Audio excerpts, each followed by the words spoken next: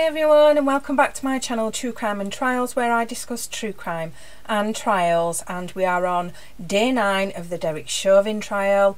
It's felt like it's been such a long week, and I think it's starting to show on everyone, especially Mr. Nelson. But first up we have the Pulmonary Doctor, and it turns out he's not being paid to do this, he's doing it for free, so doing his bit, I guess. His opinion is that George Floyd died from a low level of oxygen.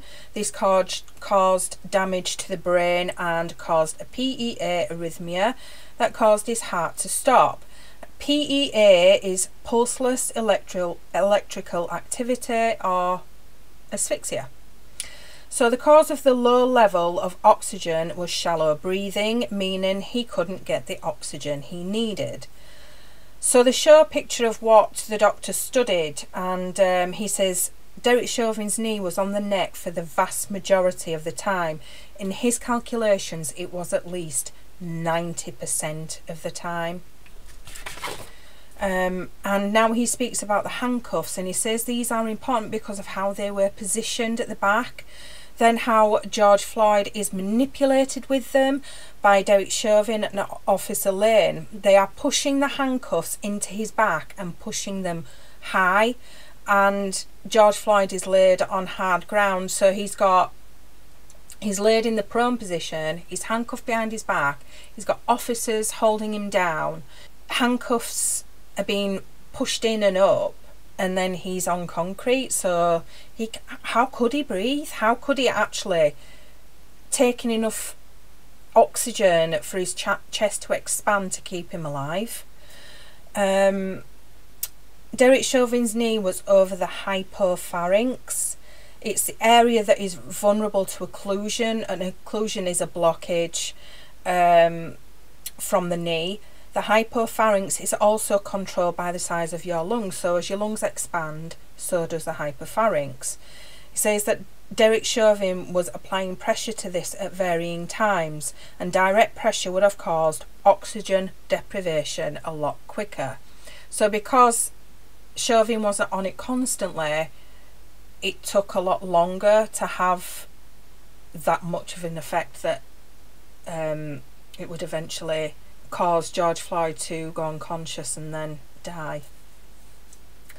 So now they show a picture of Derek Chauvin on George Floyd, and it shows that his foot is off the ground, meaning that more or all of Derek Chauvin's weight was on George Floyd's neck.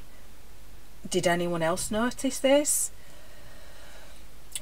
He says George Floyd suffered a brain injury at a certain point. He can tell this from the movement of his leg, because the level of oxygen in his brain has caused a small seizure, and he can tell this because George kicked it out his leg in a straightened form. He says the prone position also causes narrowing of the hypopharynx. So now the cross-examination, George Floyd had some heart disease and high blood pressure, but the doctor says the heart wouldn't have affected his breathing. He says none of the issues George Floyd had caused his death.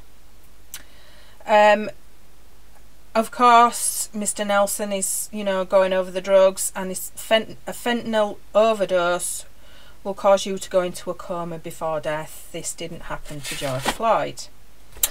So next is the toxicologist, and he had blood samples that were taken when George was at the hospital, and then urine samples from the autopsy. The blood showed that there was 11 nanograms per milliliter of fentanyl and 19 nanograms per milliliter of methamphetamine.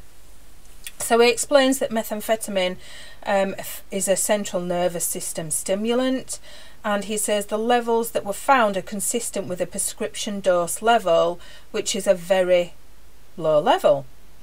Fentanyl is an opioid and an analgesic, and he says levels can vary with each individual due to tolerance, long-term use, and having to take more to get an effect. There was also norfentanyl, which is fentanyl that has been broken down and the body is now getting rid of it. There was 5.6 nanograms per milliliter. So again, this says that some of the fentanyl was being metabolized. If there was an overdose, there wouldn't be any norfentanyl. So he's just totally dismissed an overdose. So in the urine there was opiates, morphine 86 nanograms per milliliter, which can be seen for up to 5 days after it was taken. Other findings were caffeine, a metabolite of nicotine and cannabinoids, and there was below level reporting results for buprenorphine,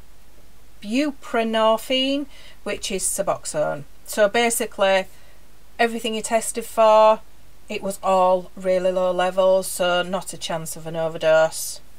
So now we squeeze in the forensic medicine expert, and his opinion is that George died from positional asphyxia, which he says is basically there's no oxygen left in the body. He did consider and dismissed excited delirium, which is a physical and psychiatric state where, because of an imbalance in the brain, someone will exhibit multiple symptoms. They are hot, their body is revved up, heart rate is up, respiration is up, superhuman strength, they are out of control, their speech is garbled, and they can't answer questions. So as you can see from this picture, all the signs that says someone is suffering from excited delirium. George didn't have any of these. Now he's asked about air hunger, and he says yes, George was suffering from air hunger because he was saying please I can't breathe, and that is a classic example of air hunger. A fentanyl overdose does not cause air hunger. He says George Floyd was not suffering from a fentanyl overdose. I don't know how many times he can say it. There would not be, if they were suffering from a fentanyl overdose, they would not be alert, they would be sleeping.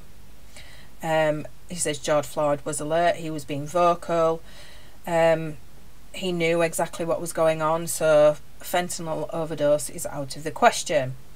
He says as soon as George Floyd was unconscious, he should have been rolled over, checked for his pulse and everything, and CPR should have started at ASAP.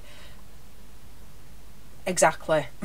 What else can you say? He's saying exactly what most people are thinking. The cross-examination, fentanyl and methamphetamine together will have a different effect, but again it also depends on the person and the length of time they've been using the drugs.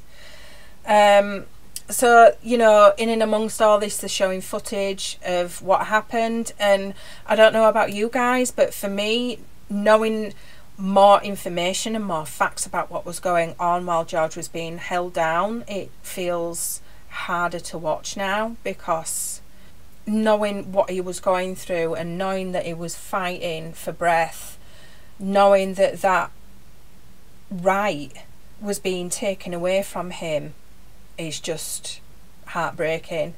He could have been saved, he could have been alive. I'm sure he would have preferred to have been arrested and put in a cell than where he is now. It's just sad because he was saying to them he couldn't breathe. I mean, how many more times? It's just even harder to watch now, but at least we now know that the drug levels in George Floyd were such low levels that it couldn't have possibly have contributed to his death. That's my opinion anyway. So we'll see what today brings, which is day 10, the end of the week, so we get a break. So I will see you in the next video. Until then, bye for now.